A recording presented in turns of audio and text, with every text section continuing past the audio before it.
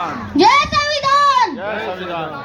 दोस्तों, मेरा नाम है तेजस मानिकपुरी और मैंने जय संविधान इसलिए कहा क्योंकि इस मंच पे बोलने का अधिकार मैं बाबा साहब भीमराव अम्बेडकर के संविधान से मिला है।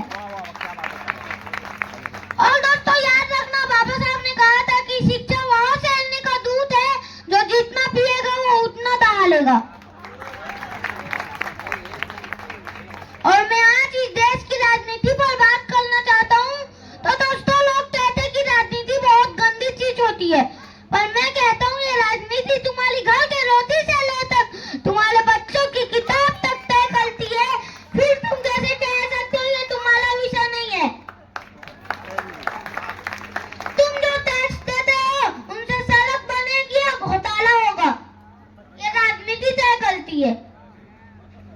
तुम्हारे घर तक स्कूल, कॉलेज, अस्पताल पहुंचेगी या नहीं, ये राजनीति तय करती है। और दोस्तों, याद रखना, बाबा साहब ने कहा था कि अच्छे लोग राजनीति से दूर रहेंगे तो बुरे लोग तुम पर राज करेंगे और तुम सदा गुलाम रहोगे। दोस्तों, मैं ओबीसी समाज से आता हूँ, तब भी मैं अपना नायक बाबा साहब भीमराव अम्बेडकर को मानता हूँ।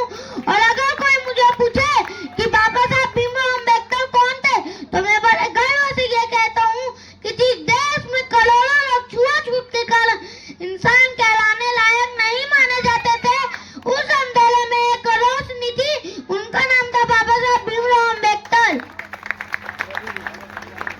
और सिर्फ संविधान बनाने वाले नहीं थे, बल्कि उस सोच के जन्मदाता थे जिनमें उन्होंने इंसान को इंसान समझना सिखाया। और बाबा साहब ने अंग्रेजों से आजादी मांगी जरूर, पर असली आजादी उन्होंने अपने देश में शिक्षा, समानता और अधिकार के लिए लड़ी। जहाँ एक और दलितों को मंदिर के बाहर खड़ा रखा जाता था, वहाँ बाबा साहब ने कहा कि मैं मंदिर की घंटी पर नहीं बल्कि संविधान के कलम पर विश्वास रखता हूँ। और उन्होंने सिर्फ कानून नहीं बदला, बल्कि उन्होंने समाज की आत्मा को झकझोर करके रख दिया। और उन्होंने बताया कि अगर जाति जन्म से तय होती है तो इंसानियत का जिस दौर में चुप रहना सुरक्षित माना